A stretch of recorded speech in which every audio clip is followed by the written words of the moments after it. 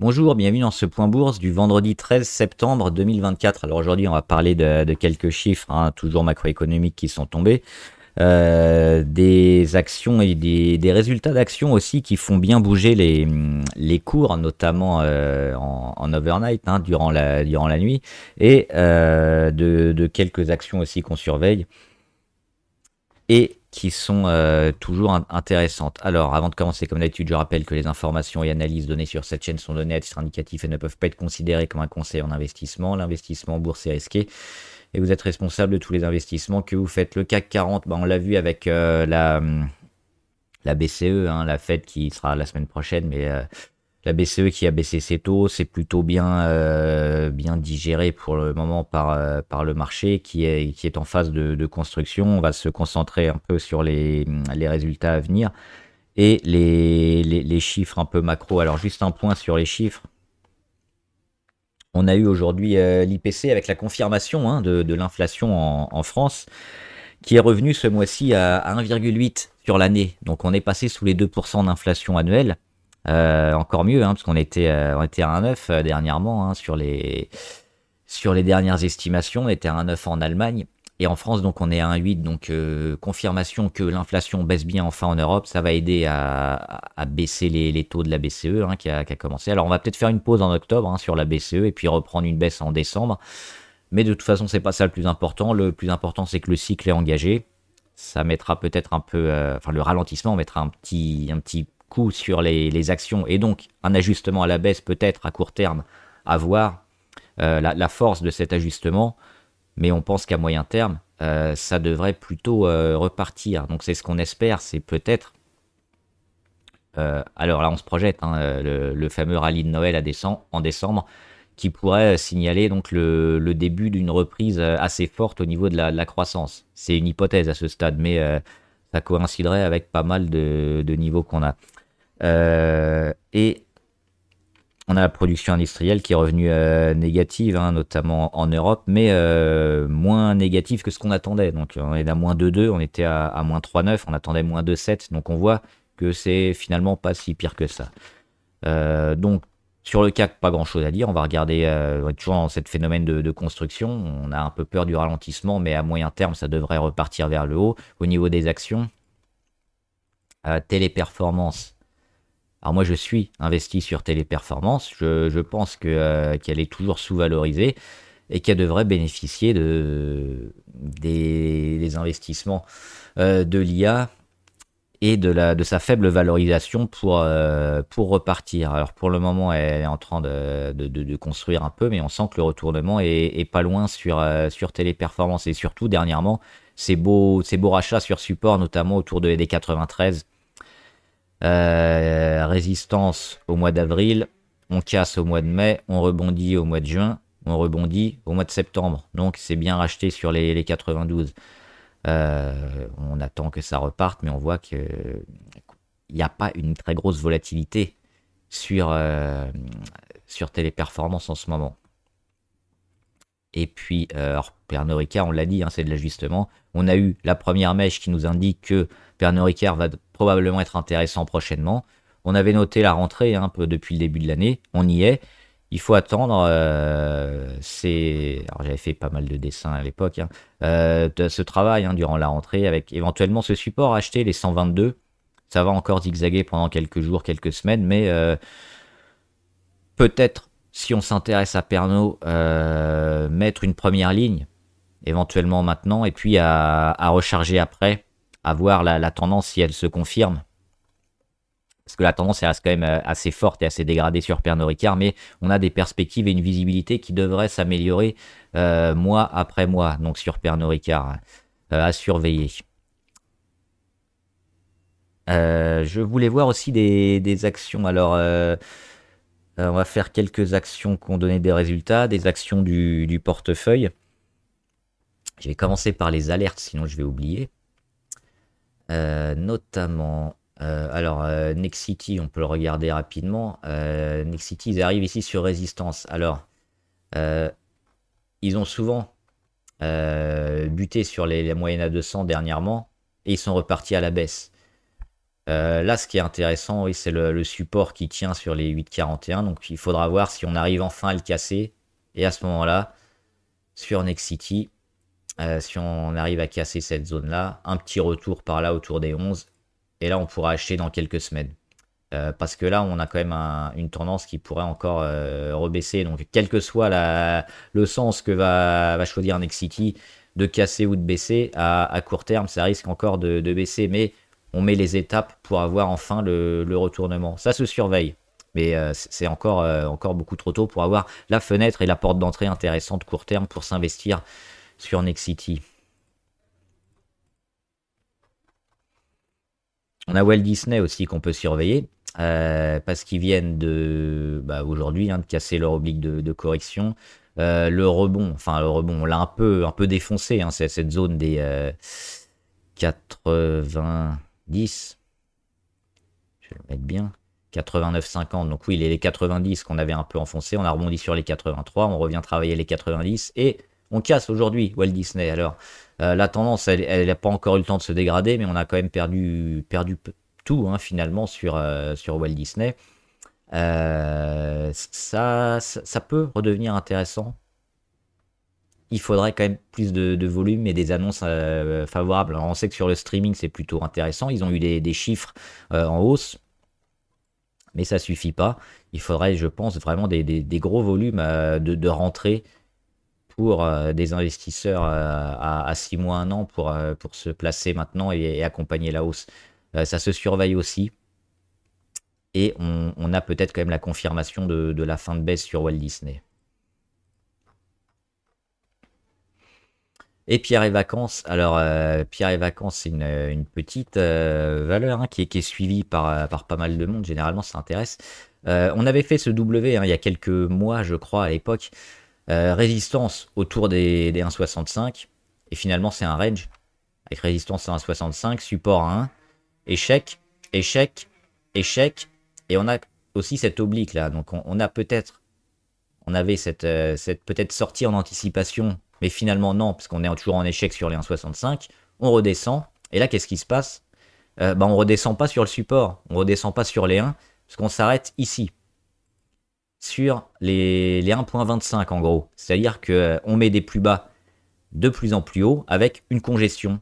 Des plus hauts de plus en plus bas. On voit le cours qui congestionne avec une volatilité moindre. Et peut-être aujourd'hui qui casse vers le haut. Ça doit être confirmé la semaine prochaine. Mais si c'est le cas, on a cette période de range avec une période de congestion et une cassure vers le haut pour aller chercher un retournement. Alors ce qu'on attend sur Pierre et Vacances, là aussi, c'est les volumes et ils sont pas là. Alors c'est pour ça qu'on surveillera ça la semaine prochaine, parce que si la semaine prochaine on se maintient sur les 1,40, 1,45, 1,47 et qu'on a des volumes, là ce sera intéressant. À ce stade, c'est peut-être encore un petit peu prématuré, malheureusement.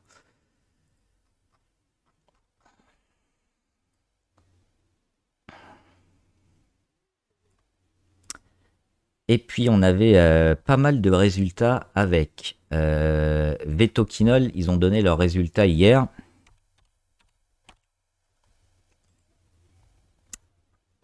Et pas terrible parce que l'EBITDA notamment est en baisse. Et on a pas mal de frais supplémentaires sur la recherche et le développement. Donc ça c'est plutôt une bonne chose, mais à moyen terme, forcément à court terme, hein, ça va handicaper un peu la performance.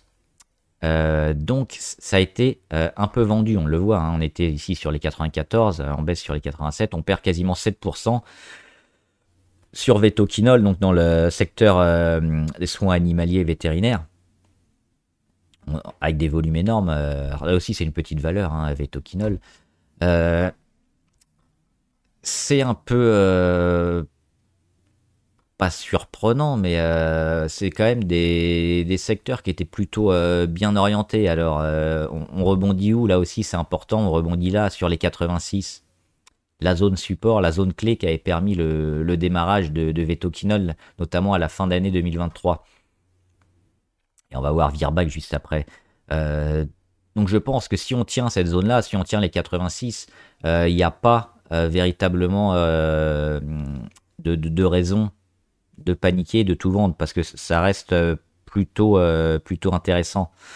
Maintenant, oui, on a quand même un gros signal négatif avec le gap baissier. Il faut tenir absolument, sinon on va s'infliger une descente qui peut durer des mois sur cette valeur. On a également Virbac. Alors Virbac, c'est les mêmes, hein, c'est le même secteur. Et eux, ils donnent leurs résultats. Alors là, on a vu passer hein, les résultats qui doivent être tombés il y a quelques secondes ou quelques minutes. Et donc qui vont impacter le cours demain. Donc là, j'ai pas encore eu le temps de regarder les résultats. On verra ça ce week-end. Sur Virbac, on était un peu plus favorable. Maintenant, le secteur, il est le même pour les deux, mais par contre, on n'aura pas forcément les mêmes impacts et les mêmes chiffres d'affaires. Hein. Peut-être que Virbac va s'en sortir mieux ou pas, ça je sais pas. On verra après la cloche et on verra lundi. C'était un peu plus solide sur Virbac que Vetoquinol, donc il faudra voir les résultats. Et là aussi, ce qui serait bien, c'est même si on fait un gap baissier, ce serait de tenir cette zone-là autour des 340. On en reparlera lundi éventuellement, mais on a quand même une petite alerte sur le secteur. À voir si c'est tout le secteur et si Virbac est concerné aussi, ou à voir si c'est juste Vetoquinol et donc Virbac s'en sort bien. On a déjà la réponse là, il faudra analyser les chiffres et puis on aura la confirmation lundi.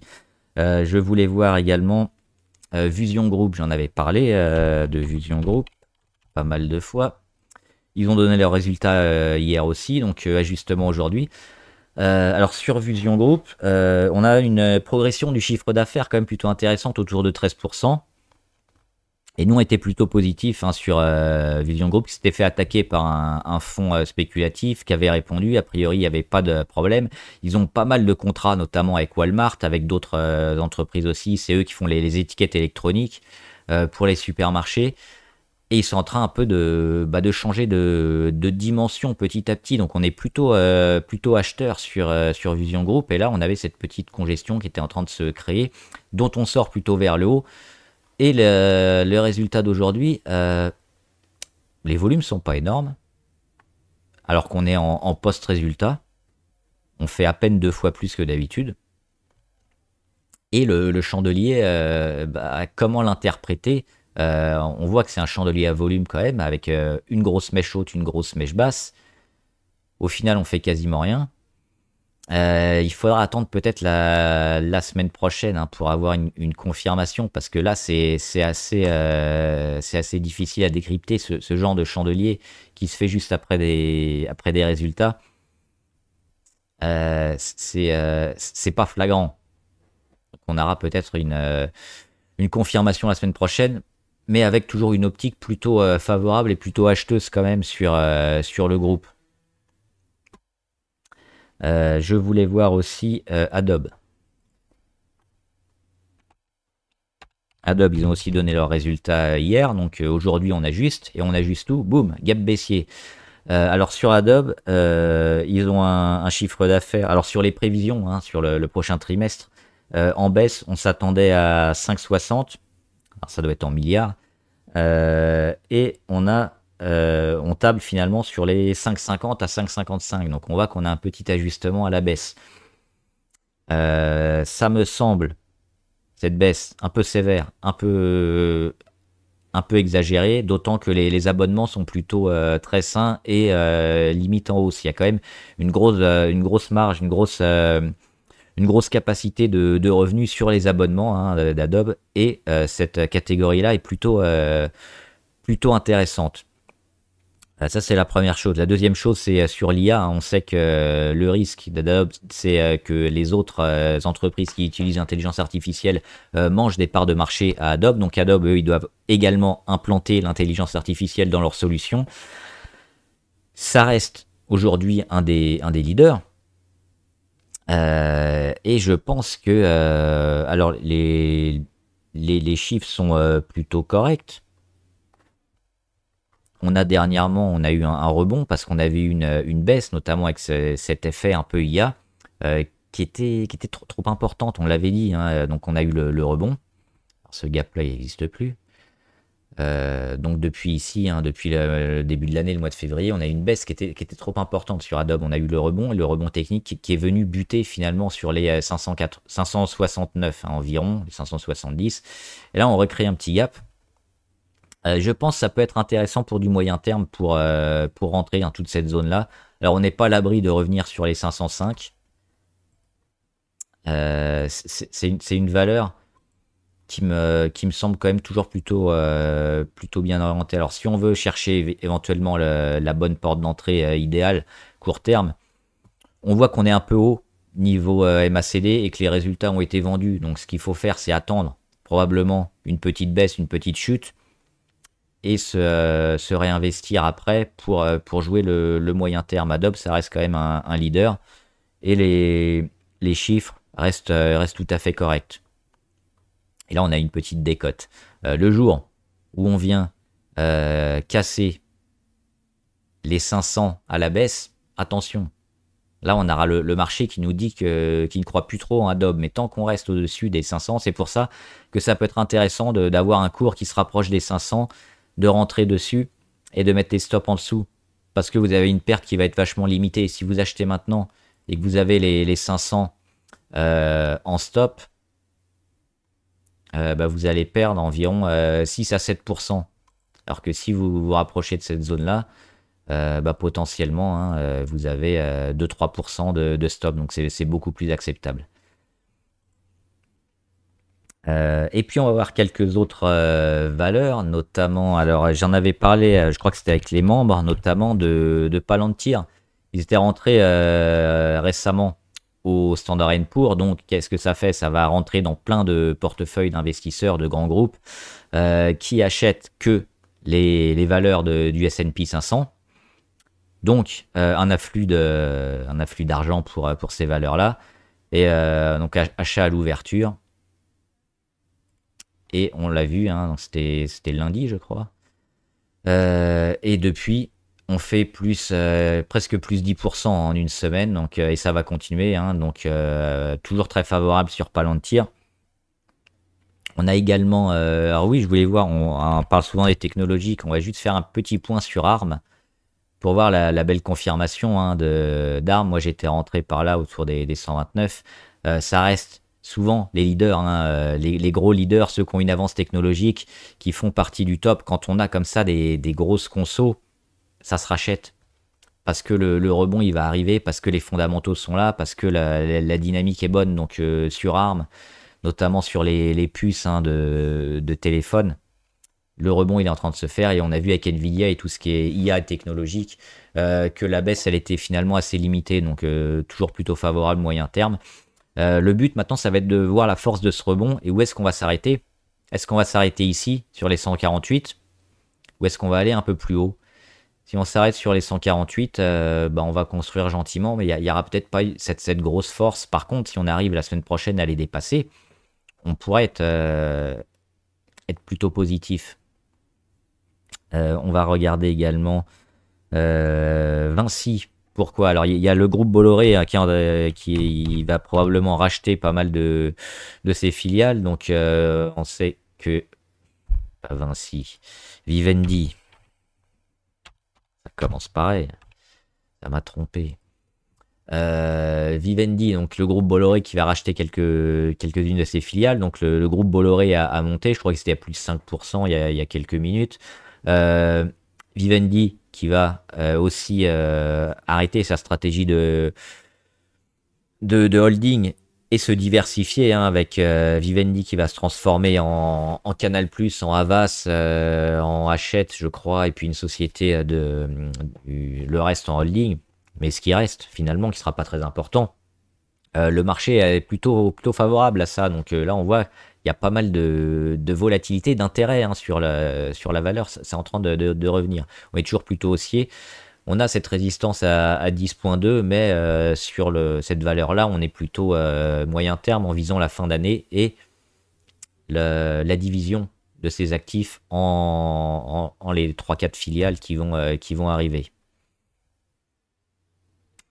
Et je voulais voir juste la confirmation des tendances assez négatives. Pourquoi vaut mieux éviter d'acheter? Worldline, on en avait parlé. Les 12-12 qui avaient fait échec, hein, souvent on en avait parlé des 12-12, tant qu'on les cassait pas, franchement, c'était tendu. Et on voit qu'on n'a jamais finalement réussi on les a dépassés 2-3 jours, mais on est revenu vers le bas juste après. Ensuite, le support à 9,33 qu'on casse, mais alors, boum, avec le gap baissier, avec un gros chandelier. Donc là aussi, on met un gros signal baissier. Et ces valeurs-là, il faut pas les acheter parce que c'est super risqué, puisqu'on n'est jamais à l'abri d'un nouveau gap baissier qu'on a connu encore aujourd'hui. Ça continue et ça s'arrête pas. Sur Worldline. Donc quand on voit comme ça des tendances un peu fortes négatives, il faut attendre déjà des signaux forts de retournement et pas les anticiper. Voilà, on va regarder maintenant les valeurs abonnées. Avec ABV. Alors ABV, est-ce que ça vaut le coup de partir maintenant? Je dirais à court terme, oui. On peut prendre éventuellement ses bénéfices. Ça reste une tendance haussière de fond à long terme et à moyen terme. Donc oui et non. Oui, si on veut prendre ses bénéfices, si on a besoin d'alléger un peu ses positions, si on veut se réinvestir sur autre chose, c'est intéressant. Si on jouait que du court terme, c'est intéressant. Maintenant, on peut très bien rester et viser la suite. Là, on voit qu'on a une inversion de tendance, donc on a le cours qui va s'abaisser. Alors, est-ce qu'il va retourner sur les 180 ou est-ce qu'il va s'arrêter un peu avant ou un petit peu après? C'est toute la question à court terme. C'est pour ça qu'on peut éventuellement prendre ses bénéfices, mais il y a de grandes chances qu'il continue sa progression avec cette oblique verte ici. C'est-à-dire qu'il réagisse plus ou moins dessus avant ou après. Donc à moyen long terme, toujours favorable sur ABV. À court terme, oui, éventuellement prendre des bénéfices. Ça dépend de votre objectif, ça dépend aussi de la composition du portefeuille. ABC arbitrage. Je sais plus ce qu'ils font, ABC arbitrage. Non, l'arbitrage financier. D'accord. On a une belle résistance sur les 4,43. C'est le rebond technique de la valeur qui est en baisse, qui est négative. Rebond technique sur les 4,43 et on y revient. Pour l'instant, on passe pas, donc il faut le passer.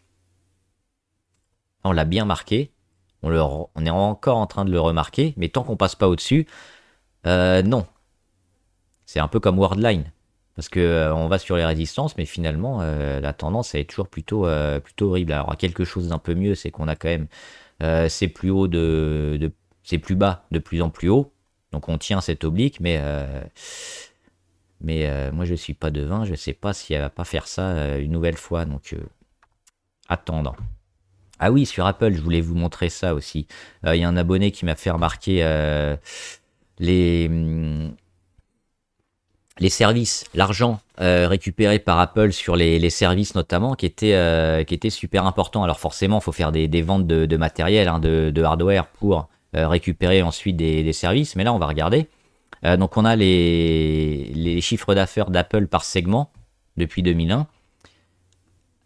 On va zoomer un peu pour voir l'iPhone en bleu. Donc on voit que sur les premières années, évidemment, il n'y avait quasiment rien. Ça a explosé autour des années 2010 et on voit la part de l'iPhone monstrueuse aujourd'hui. Avant, oui, c'était le Mac, c'était quasiment Mac qui faisait quasiment tout et qui était très peu par rapport à ce qu'il gagne aujourd'hui. On voit que le Mac a quand même augmenté en termes absolus. En relatif, il s'est fait défoncer par les autres secteurs, mais tant mieux, je dirais, parce que ça a permis une diversification d'Apple. Et on le voit en violet, la zone Mac, intéressante. Et surtout, on va regarder les services. Donc alors là, cette couleur, je ne la connais pas. C'est pas du beige, c'est pas du orange, c'est un peu... c'est une couleur bizarre. C'est ici, service.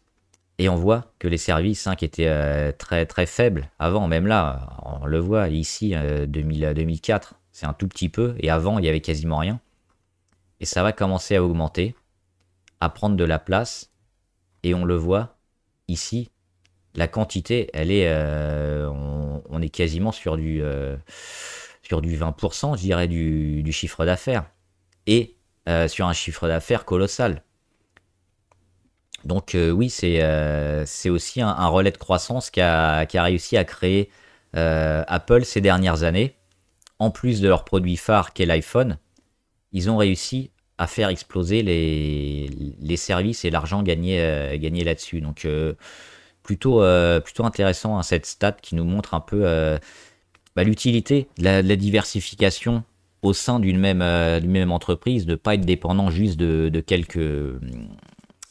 quelques produits et d'arriver à sortir autre chose. Parce qu'au final, après, ça vous donne un chiffre d'affaires super important. Donc, pour voir Apple, du coup, hop, on est un peu cher quand même sur Apple. On n'est pas loin des plus hauts historiques, avec les moyennes relativement éloignées, hein. On est à près de 12%.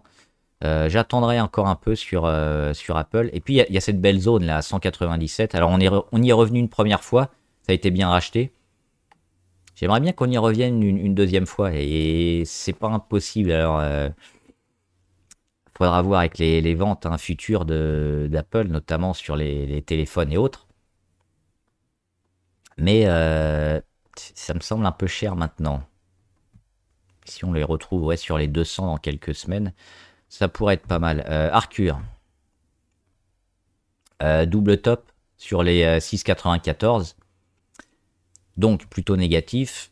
La chose positive, c'est quoi? C'est que derrière, on rend pas grand chose. On rend la moitié par rapport à ce qu'on avait perdu la première fois. Donc on se met en embuscade pour finalement aller taper et puis finir par casser. On a un support intermédiaire intéressant à surveiller, c'est les 5,74. Au niveau des indicateurs, il n'y a pas grand-chose. Il n'y a pas de volume, c'est neutre un peu, que ce soit MACD ou RSI. Il faut surveiller tout ce qui est fait là. Éventuellement, on rentre dans un range, donc on achète plutôt le bas, si ça tient, et on vend le haut. Ou alors, si on est optimiste, on attend que ça casse le haut. Hafner Energy, je l'ai remis. Beaucoup de volume. Et elle veut pas descendre cette fois. Alors, les mèches sont grandes, les chandeliers sont importants, les pourcentages aussi. Super intéressante cette valeur à trader, je pense. On attend toujours la descente sur Hafner, qu'elle se calme et qu'elle revienne. Sûrement ici, hein. Moi, c'est cette zone-là que j'achèterai, les 0,9 environ, qui seront intéressants, je pense. Mais là, il y a beaucoup de volatilité encore. C'est pas le moment d'acheter. ICAD, joli ICAD. Il y a pas mal il y a quelques analystes qui sont à l'achat dernièrement. On revient, alors j'en avais parlé, je crois, il y a quelques jours. On revenait sur cette moyenne à 200. Et là, on a fait un gap haussier. Donc, oui, pas mal. Les volumes aussi sont intéressants. Est-ce que ça. Alors là, du coup, ça change un peu pas mal de choses parce qu'on a à la fois les volumes, on a à la fois le gap haussier. C'est-à-dire que elle peut lancer quelque chose qui ne sera pas arrêté par la résistance à 26,6. Éventuellement, se mettre sur ICAD, là, ça s'entend et ça se fait en stratégie plus que si on n'avait pas ces volumes et ce gap baissier. Si on était monté un peu comme ça, finalement, gentiment, on aurait eu quoi comme scénario? On aurait eu probablement un échec ici sur résistance et on sera descendu. Mais là, on voit qu'il y a quand même une force acheteuse intéressante. C'est-à-dire qu'on peut espérer peut-être monter et aller vers cet oblique. Alors, pareil. Il y aura certainement un peu de construction, puisqu'on voit que la tendance elle est quand même largement à la baisse. Mais on a un super signe positif qui devra être confirmé, parce que des gaps haussiers, on l'avait déjà eu ici, notamment en décembre 2023, gap haussier au-dessus de la moyenne à 200, et puis finalement on avait tout perdu. Il faut travailler encore ces zones-là, je pense, avant un retournement long terme. Mais oui, ça se surveille. Alors qu'à l'arrêt, les volumes sont énormes. J'ai quelqu'un qui m'a dit qu'il y avait une émission d'obligations, des obligations convertibles en actions, pardon. J'ai pas vu passer l'info. Mais oui, c'est un peu catastrophique. Et je crois que c'est le 19 septembre qui donne leurs résultats avec un communiqué. Mais ouais, c'est assez inquiétant. Alors moi, je suis sur Calrem avec une toute petite ligne, hein, ça impacte quasiment pas mon portefeuille. Mais évidemment, hein, si on est dessus, on aurait dû partir depuis un moment. Ça reste une petite valeur. On peut éventuellement avoir une recovery. Mais là, on est peut-être pas loin du chaos et on aura la réponse la semaine prochaine. Le 19, 7, 20, ça doit être jeudi. On devrait avoir la réponse jeudi. Mais oui, quand on a ce genre de graphe, c'est inquiétant et on se rapproche tout doucement des 1 euro. Donc oui, pas terrible. L'Oréal, est-ce que ça peut valoir le coup d'acheter les 360? Oui, si on a un début de réaction sur L'Oréal, parce qu'on a vu avec la Chine hein, qui peine à repartir, on n'est pas à l'abri de casser les 360. Donc moi, ce que j'attendrais, c'est un petit retour sur les 360, un rebond, casser l'oblique moyen terme, et puis pas mal de volume. Alors les volumes, finalement, ils sont plutôt stables. On a quelques pics, mais les pics, c'est une journée. Il n'y a pas de rentrée encore d'investisseurs, il n'y a pas de changement de tendance pour l'instant à l'horizon. Les graphes nous disent pour le moment que le marché n'y va pas. Donc j'éviterai d'anticiper, même si ouais, L'Oréal c'est une super valeur, hein, ça peut toujours être avoir un prix encore plus intéressant les semaines à venir. Donc pour le moment, je dirais observer et éviter d'acheter trop tôt. Lululemon Athlétique. Qu'est-ce que c'est? Dans les vêtements de sport. Alors.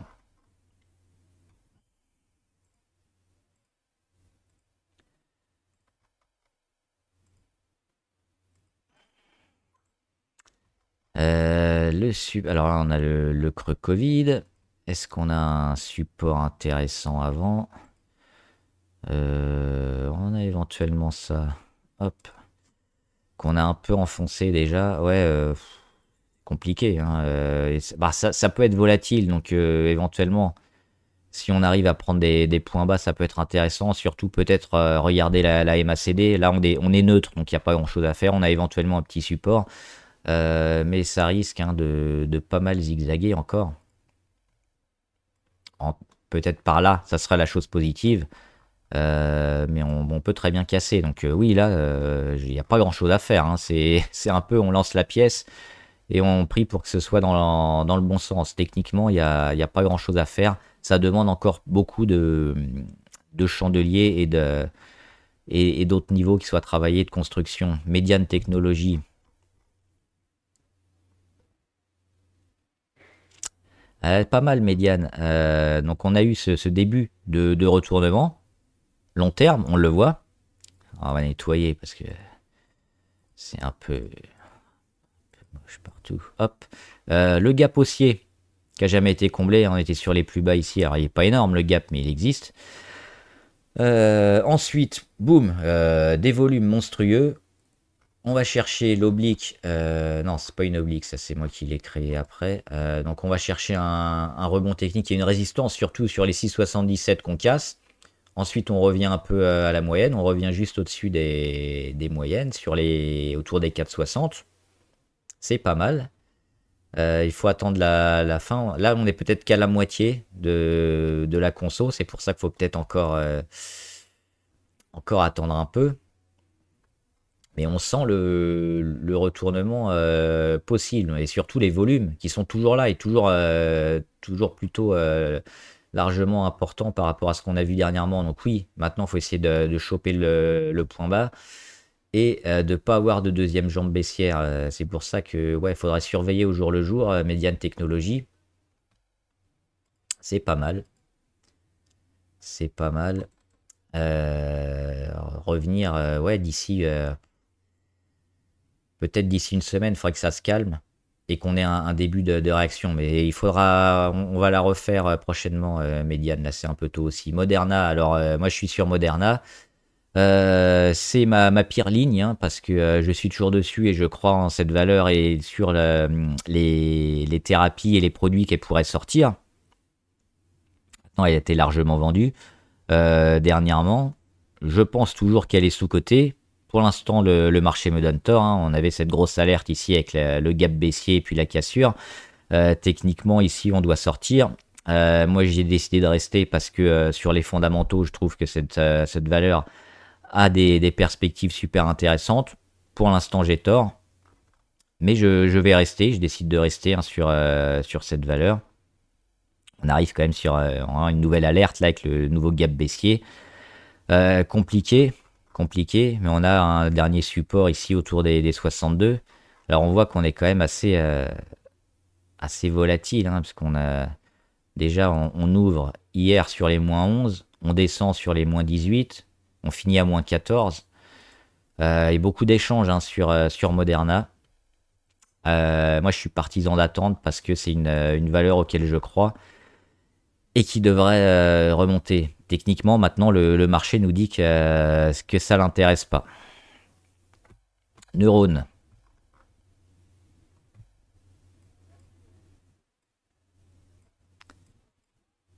Neurone, il y a eu du dividende.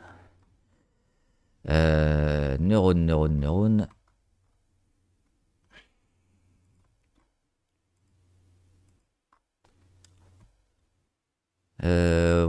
Peut-être une phase ici de fin de congestion qui pourrait être intéressante. On voit qu'on a le support sur les 40,5, hein, qui a été racheté.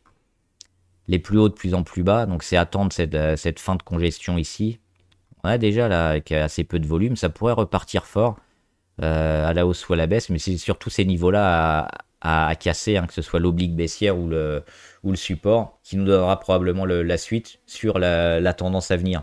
Avec, on espère, des volumes, parce que là, il n'y a pas de volume. Rio Tinto, bah, on est sur les plus bas et on voit que ça a réagi, hein. On l'avait noté, cette oblique blanche ici sur les plus bas. Et on avait fait le petit dessin avec probablement encore des échecs sur résistance à 70, mais à long terme, ce sera probablement positif. Donc oui, acheter les plus bas, on voit que ça a été plutôt fait ici. Hop, donc positif. On a comblé le gap, mais bon, elle a des gaps de partout, je sais pas où je suis là. C'est peut-être pas son marché d'origine, New York, je sais pas. Ah bah non, elle est à Londres. Donc là, forcément, New York, il y a des gaps, ça explique cela. Mais sur Rio Tinto, a priori, hein, plutôt toujours plutôt positif. C'est pas la minière que je préfère, mais elle est plutôt intéressante. Sika. Alors sur Sika, une sorte de gros canal comme ça, c'est un peu grossier, mais bon.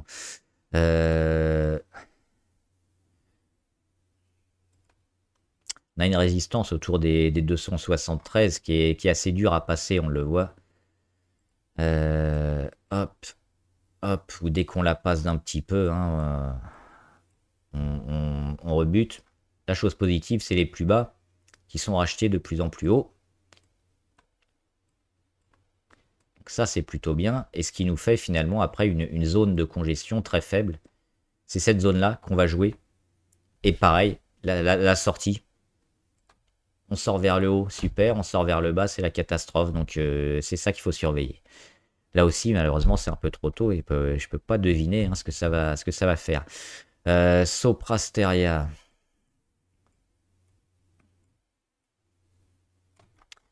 Alors, on a eu le gap. Hop. Le gap qui est comblé. Celui-là aussi, s'amuse toujours à faire des gaps qui est comble. Hop, hop. Elle donne du dividende. C'est juste pour nous embêter. Alors, Soprasteria, celui-là aussi, il a été comblé. Hop.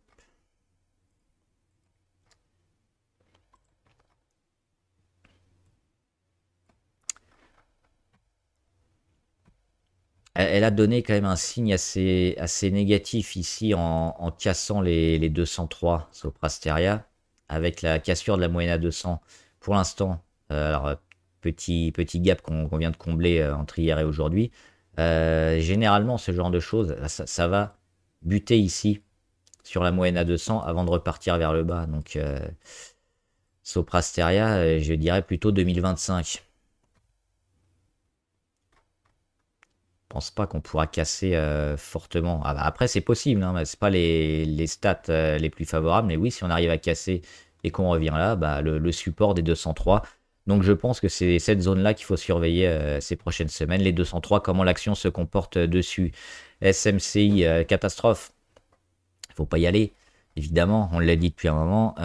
Peut-être survalorisé, on est monté très haut, très vite, très fort, peut-être trop, alors les volumes étaient intéressants.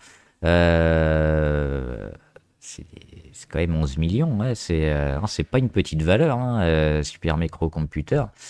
Mais on a certainement survalorisé un peu la bête et on le paye maintenant pour ceux qui étaient au plus haut. Maintenant, pour ceux qui sont pas dessus, toute cette zone-là, on le voit, hein, 350. Alors, mettre entre les. Putain, l'écart est énorme. Entre 236. Il y a combien? Ah, il y a 50%, hein, entre 236 et 357. Bah finalement, c'est peut-être le prix, le vrai prix de Super Microcomputer. Donc, si on s'intéresse à la valeur, c'est peut-être là qu'il faudra l'acheter.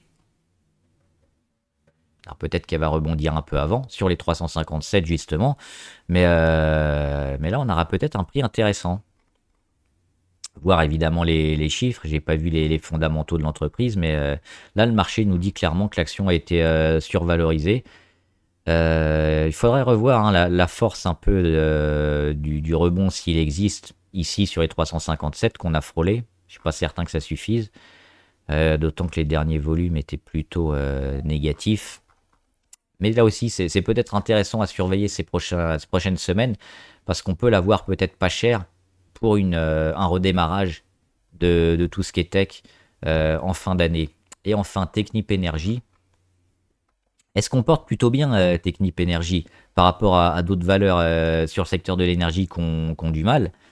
Technip, on est dans un range, hein, clairement, entre les 20 et les 24. Alors, on a cette petite période ici où on parlait un peu de sanctions de Russie, de la Russie, je crois. C'était post-sanctions, ça devait être là, qui était un peu compliqué. Et finalement, on est sorti, on va le noter ici, avec le beau chandelier du 26 février 2024. Boum. Et le support à 20. Et depuis, on tient entre les 20 et les 24. Les moyennes s'aplatissent et le prix de l'énergie descend. Donc, le jour où la croissance revient un peu plus forte, il y aura probablement un redémarrage de Technip. Mais comme sur beaucoup de valeurs énergie, c'est les chiffres un peu macro qu'il faut surveiller et voir peut-être la demande qui est pas forcément, sur laquelle il n'y a pas une grosse visibilité, qui pèse un peu sur toutes ces valeurs-là. À moins qu'elles nous sortent des chiffres avec, par exemple, des marges qui ont augmenté sur plein de secteurs, auquel cas la valorisation est trop basse et on va racheter du Technip. Il faut forcément une demande pour croître et avoir de la visibilité sur ces valeurs-là. Donc, le secteur de l'énergie, en ce moment, c'est pas trop ça. Mais on voit que malgré tout, Technip, elle est solide et elle tient. Maintenant, moi, je ne m'investirai pas. Alors, l'avantage, c'est qu'on a un support relativement bien marqué, hein, autour des 20, qu'on est assez proche. Donc, oui, cette zone-là, hein, peut s'acheter. Maintenant, si on redescend sous les 19, pas bon. Voilà, j'espère que la vidéo vous a aidé. Dites-moi ce que vous en pensez, les valeurs que vous suivez. Et puis, comme d'habitude, on en discutera ici en graphe ou en commentaire. Bon trade, à plus!